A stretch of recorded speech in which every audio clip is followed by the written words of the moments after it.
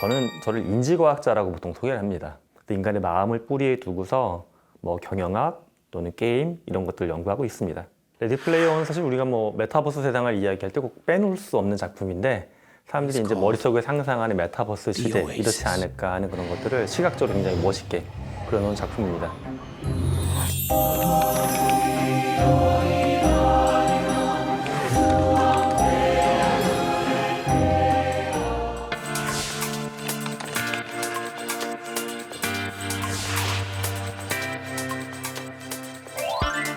시대 배경은 2045년에 미국의 어떤 도시인데 거기에 이제 사람들이 VR 장비를 쓰고서 살아가는 일상을 보여주고 있습니다. 잠잘 때만 장비를 빼고 잠자지 않을 때는 VR 끼고 뭐 쇼핑도 하고 학교도 가고 일도 하는. These days, reality is a bummer. Everyone's looking for a way to escape.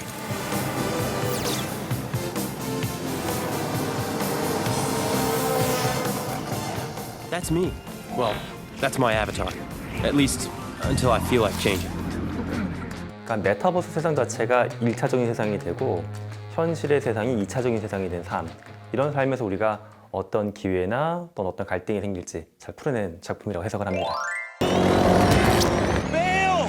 Bail out! Bail!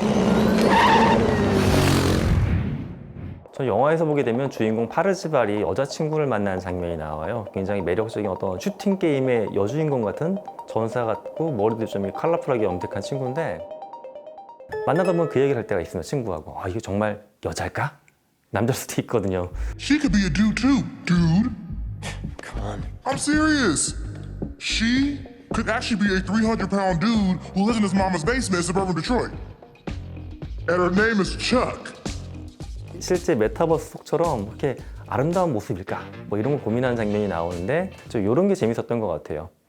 여기서 존재하는 나랑 여기서 내가 만나는 상대방 그리고 물리적 현실에서 존재하는 나랑 물리적 현실의 상대방 그러니까 이렇게 좀 중첩되고 서로 좀 분리되어 있는 관계들을 영화에 좀 재미있게 묘사가 되어 있습니다. You don't live in the real world, Z. From what you've told me, I don't think you ever have. You live inside this illusion, and I can't afford to let you distract me. 레디 플레이어 원 말고도 메타버스를 그렸던 작품들은 좀 있죠. 먼 미래를 봤을 때 영화 매트릭스도 있고요. 근데 매트릭스는 약간 생각을 해보면 진짜 그게 되겠어 하는 너무 좀 허황되다는 생각이 들 때가 있고요. 근데 이 레디 플레이어 원은 그 당시에 이런 기술이 없었지만 이건 좀 가능한데? 이런 거 있으면 내가 구매할 것 같은데? 라고 하는 손에 잡힐 것 같았기 때문에 우리가 좀 더 좋아하지 않았나 생각합니다. 인간의 역사가 30만 년이 좀 넘거든요. 근데 우리가 현재 누리고 있는 첨단 기술은 과연 1000년 전에 만들어주냐? 절대 안 그렇거든요. 길게 잡아가지고 200년 안에 다 만들어졌어요. 기준점이 200년을 잡은 이유는 컴퓨터입니다. 컴퓨터가 200년 전에 만들어지면서 그 다음에 수많은 디지털 기기들이 다 나왔죠.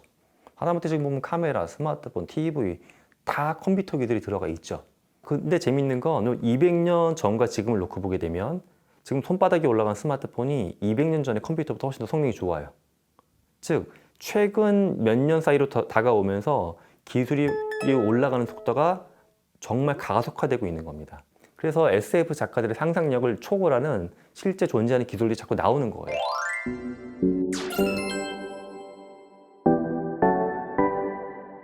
레드 플레이어를 보게 되면 VR 장비를 끼고 움직이고 시각적으로 느끼고 이거는 사실 지금도 됩니다.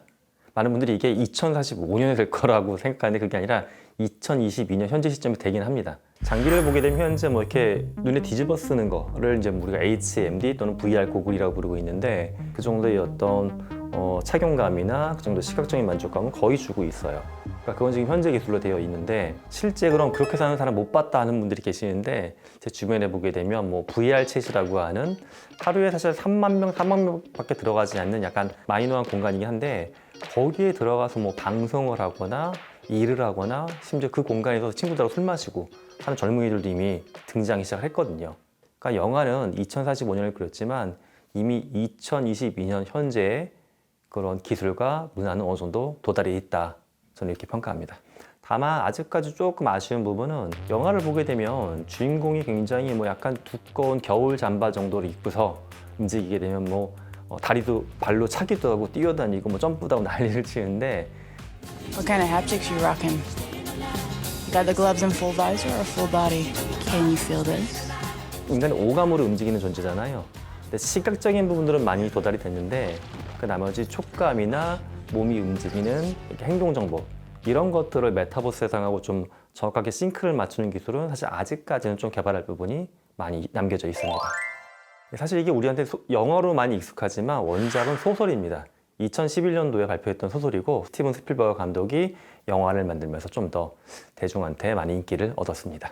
사실 소설이 좀 두꺼워요. 이게 500페이지가 넘고 텍스트가 빡빡하니까 조금 지루할 수 있는데 좀 편하게 보시려고 하면 영화를 한번 쭉 보신 다음에 소설을 이렇게 넘기면서 빨리 보셔도 재밌을 것 같아요. 왜 그러냐 하면 소설은 아무래도 좀 두껍다 보니까 영화에서 담지 못했던 미래 세상에 대한 예상이 많이 그려져 있습니다. 예를 들어 영화에선 메타버스 시대 학교 이야기는 거의 없어요. 잠깐만 나오는데 소설을 보게 되면 학교 장면이 굉장히 많이 나옵니다. 메타버스가 고도화가 되게 되면 우리 아이들의 미래 배움은 과연 좋아질까? 어떻게 바뀔까? 소설을 보면 이런 게 나와요. 우주 공간에 메타버스 학교가 무한히 카펫에 쫙 떠 있습니다. 누구나 학교를 갈 수 있어요. 낮은 비용으로. 되게 좋아 보이죠? 근데 반면에 잘 사는 집안의 아이들은 교복을 딱 갖춰 입고 한 12명 수업하는 작은 클래스에서 여전히 걸어가 수업 듣는 거예요. 교육이 양극화되어 있는 겁니다.